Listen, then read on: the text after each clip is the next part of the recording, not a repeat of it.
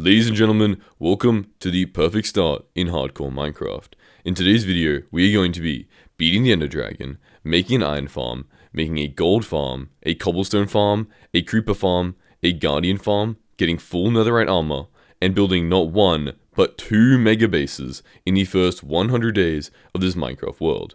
So, sit back, relax, and get some snacks, because this is the perfect start to hardcore Minecraft. Enjoy.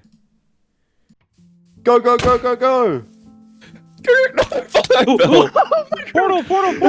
Help me, guys, help me, please, guys, help the creeper, guys, please. I'm grabbing blocks. Where did you go? It's a creeper! He fell down a hole, man. Hold on. I'm helping us all by doing this. Are you going to the portal? We'll get you out of there, buddy. How did you fall in a hole immediately? Bro, I was trying to speedrun to that portal over there. But 2 legit's already there.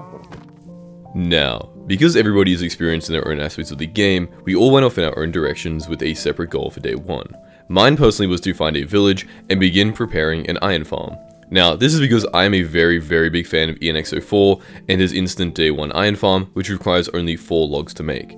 Now, I'm going to show you how to do this. It is very, very simple, but the first thing I need to do is tell everybody that I have found a village, bring them over to these coordinates, and as you will see, we encountered a little bit of trouble before and while I was building the farm, and here's what happened. But you look, you don't need that much. Yo, who's that? Oh, that is not you guys. Oh my god, it's a zombie riding a zombie horse with a spear. What? When did they add that? Bro, I was like, oh, who's riding it? Like, who's got a horse, bro? Nobody. Bro, how am I meant to live? Why is like there so many baby mobs? zombies What is the with- mob cap at? Wait, he is harassing my villagers, bro. Like, he is genuine. This is gonna be a war crime. Bro, he's so fast. Blame. Mod, don't go that way. Don't go that way. Don't go this way, bro. Like, Alright, we'll pick a different direction. well, I need to stop him Oh from my killing God. my villagers, bro. Blame I God. hit him once with a crit. Nice. Okay, so I'm gonna be honest, this farm was built by a person who is much, much smarter than me, but even I can kind of understand how the mechanics of this farm work, and I'm gonna explain it to you now. Pretty much, what you want to do is, as I said, it is gonna require 2 trapdoors and one trapdoor and 2 slabs. You place them like this, in an order, where basically, you place a zombie in a boat, and then the zombie is like at the right height level when he's in the boat, that when the villagers are sleeping, they get scared, but then they can sleep in the 2 opposite beds on the side, which means that they still get, so to spawn an iron golem, villagers need to have slept within the last like day or something. They need to have a bed nearby, and they need to like have 3 villagers in it so they can be scared together and make the iron golem. And the placement of the boat allows them to be scared, like at the entire time, because it just sees like through the trapdoor but not through the slab. It also allows them to sleep in the 2 beds on the side, but the second they try and sleep in the middle bed, they get scared by the zombie, and then wake up all the other villagers. It's a very cool mechanic, and I think he explains it a lot better in the video, but yeah, very simple, and as you can see, we already had an iron farm. Now the next thing we had to do was start breeding some villagers, because that is also very, very simple. We already had a village enabled, and despite a few difficulties, as you will see, it did go pretty smoothly, and allowed us to have a iron farm and a villager breeder on day 1 of this Minecraft world, which I think personally is pretty impressive. Toes or something, bro. Are you breaking another? Because he needs to get Oh, wait, you're through. doing it like this. Oh, Oh. you are so bad at this. Why is this guy on villager duty? He's trying to get the most contact. Wait, you removed... Why'd you remove my trapdoor? Well, yeah, because Bro, holy toss. You know what? There's a way easier way to do this.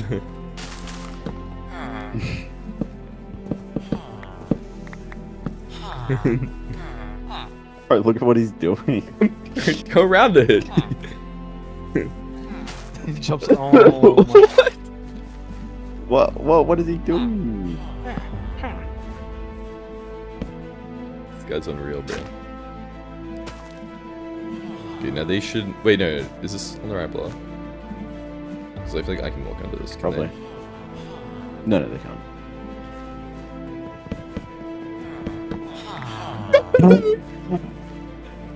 I got this, I got this. Don't worry, I got this.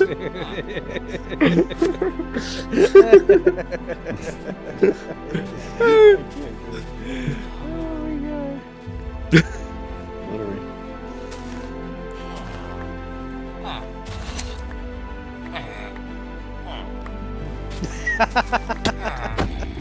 Now I have a friend try to...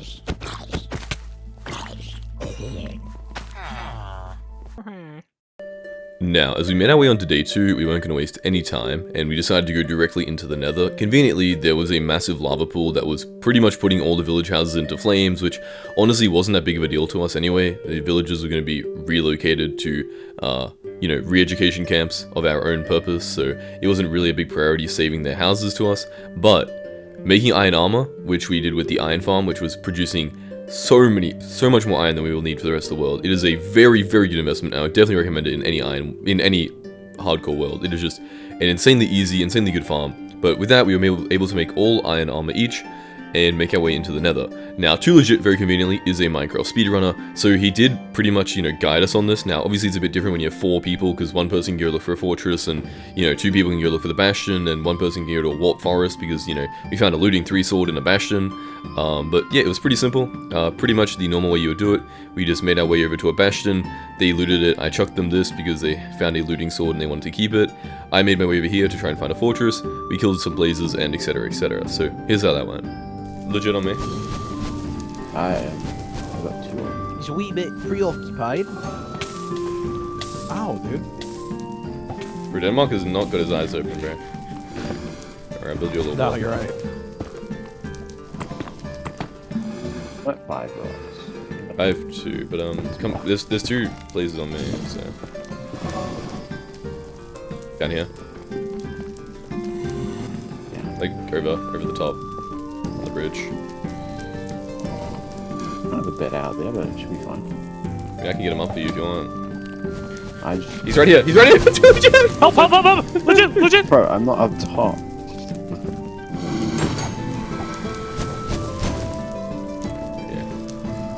Behind you. There we go.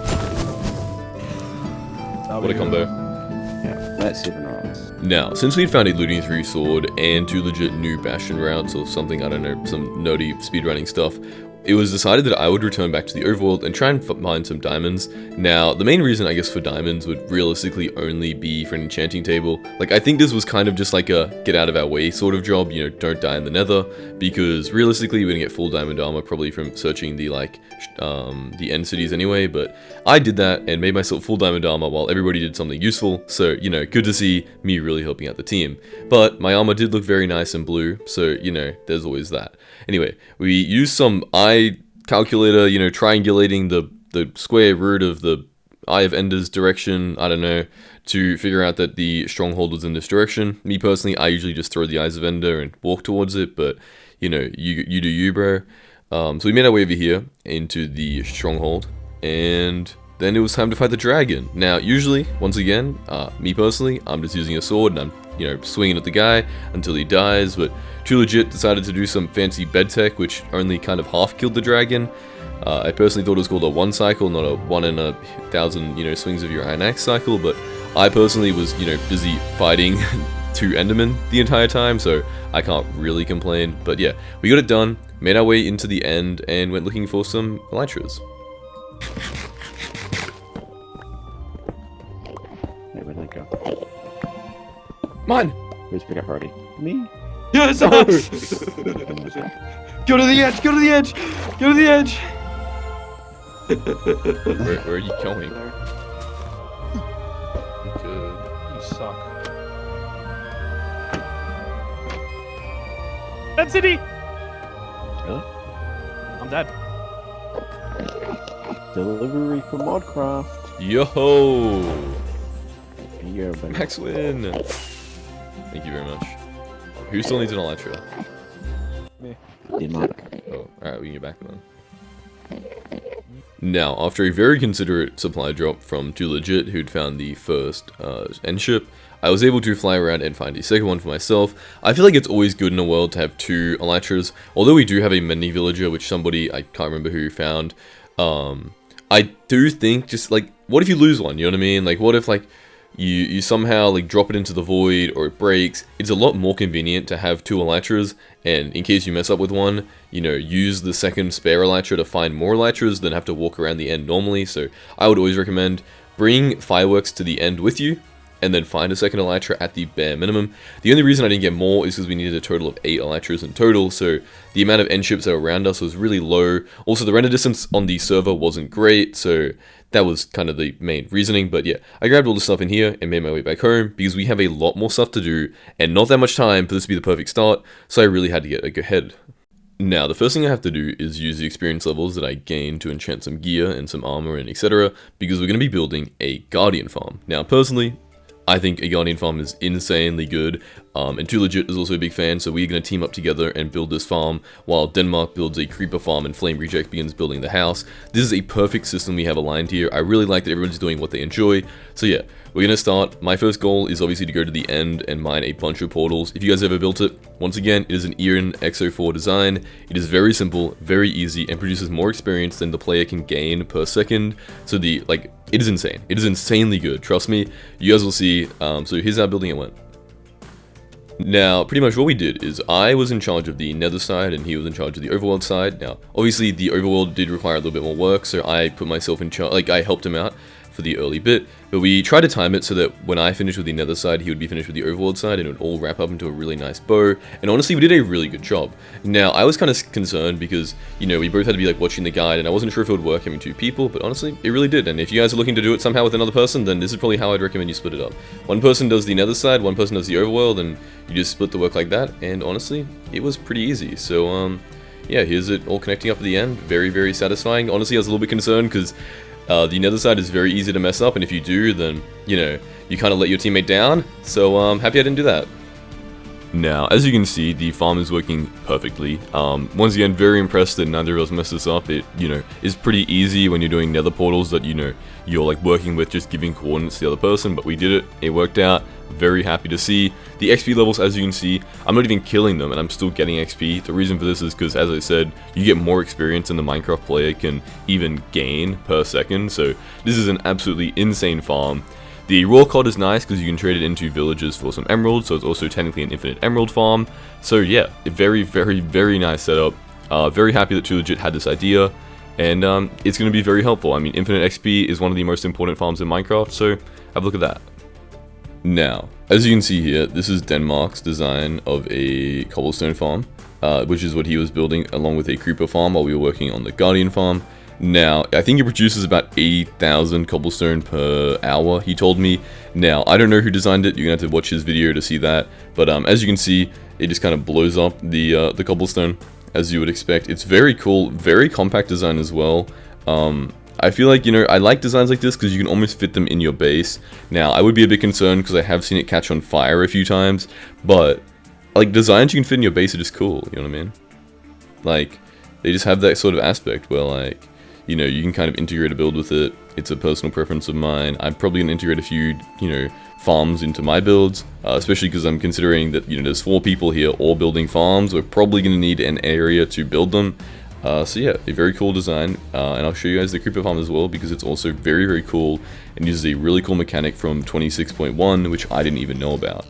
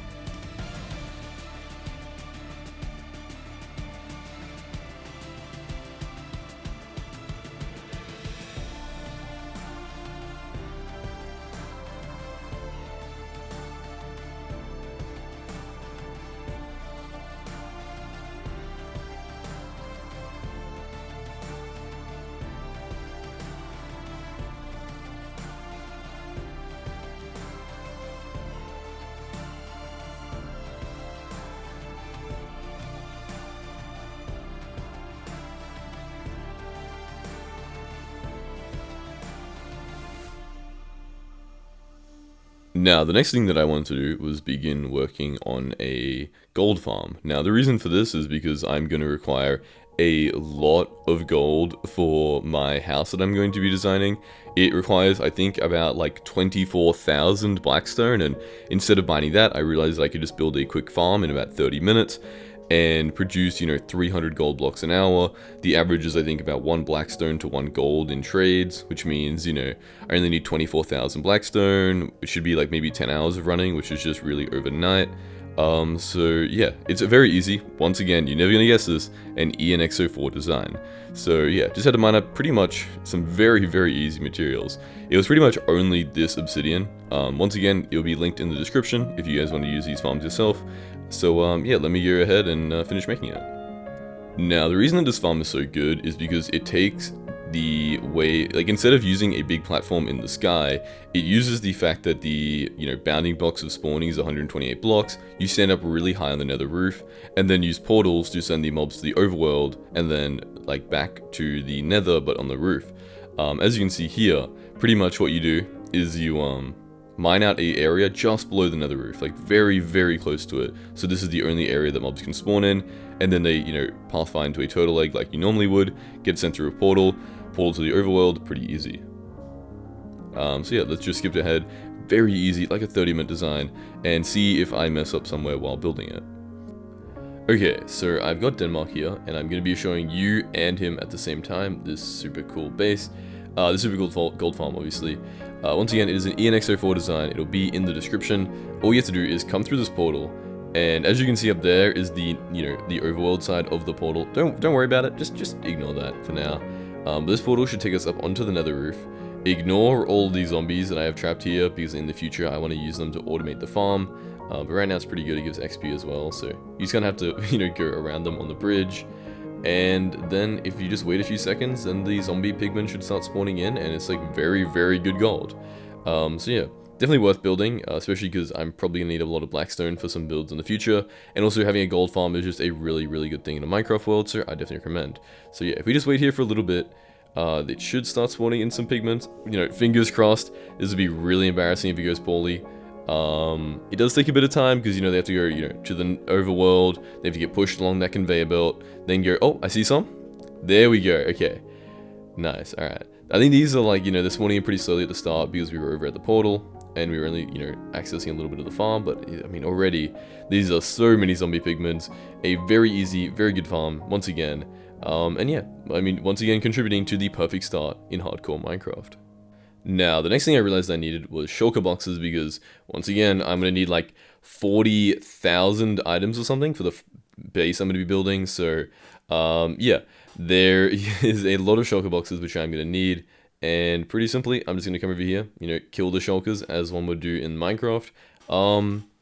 And get the shulker boxes. Yeah, pretty easy, pretty boring. I'm just going to skip ahead to when I'm done with it. But yeah. Okay, so here's my current setup for the trading system. So, as you can see, I AFK'd overnight, and I just want to show you guys what I've been doing recently. So pretty much, I will throw the gold ingots to these guys over here. That's great. Oh, it's because my helmet broke. Okay. I was like, how did I only just get the achievement? I've been trading with these guys for like over like a couple of hours now. It's because okay, my helmet broke. I got to keep that in mind. All right. But as you can see, what I do is I get some quartz in my inventory, basically. And then I will try and fill up my inventory as much with quartz as possible. Then just stand here and collect them. Now, I know that I'm kind of being wasteful right now, because, I'm letting so many resources drop on the ground, but the gold farm does regenerate so much gold at a time that, honestly, it's not even that wasteful. So I just need to wait here until my inventory fills up with enough quartz to, have every slot filled, and then, once that is done, it's going to be pretty easy just to sit here and wait for my inventory to fill, then go out and put them in a shulker box, and then get back. So, yeah, pretty easy. I'm just going to do this for a bit until I have all of the gold traded, or all the quartz needed, whichever one happens first. Okay, so I skipped over a decent bit of the resource collecting because it's pretty boring, and honestly, quartz and like blackstone was really the majority of the build. But the last thing that I'm going to need are some lilacs, because I'm going to need some lush azalea. So yeah, I'm just going to pick up a few here, go back home, bone meal the, the trees up, and then I'll be ready to build. So, I hope you guys are going to be impressed by the build. It took me a very long time to make. So, yeah, I have some very enjoyable background music, probably my favorite song of all time. So, hope you guys enjoy.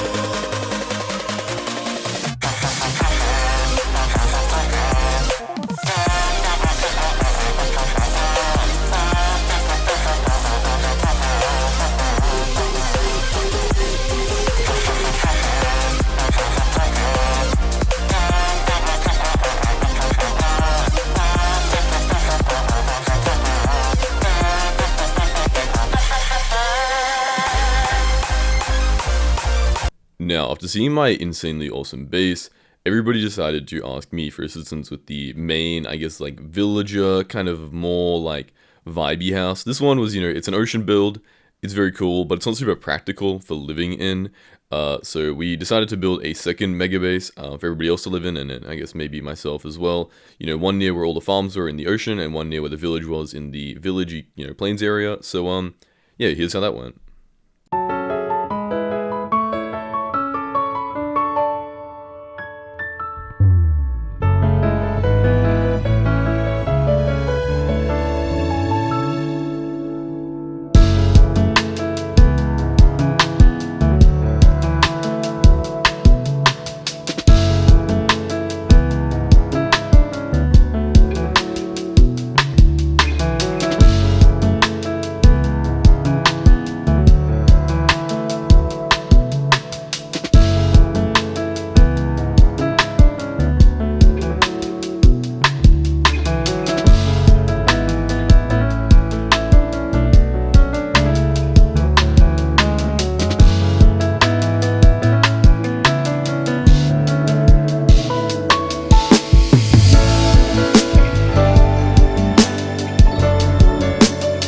Okay guys, I hope you enjoyed this video, and if you did, on screen is going to be more Perfect Start and 100 Days videos that I have made. I'd also definitely recommend that you go check out the other people in this video's POVs, because everybody did different things, so it would be definitely very, very good to, watch it, and it won't really be repeating that much content at all, because, obviously this is like 120, 30 hours of footage, condensed down to 30 minutes. Obviously there's a lot of stuff that I missed and other people left in, so yeah, without further ado, I really appreciate everybody watching, and I'll see you next time. Bye.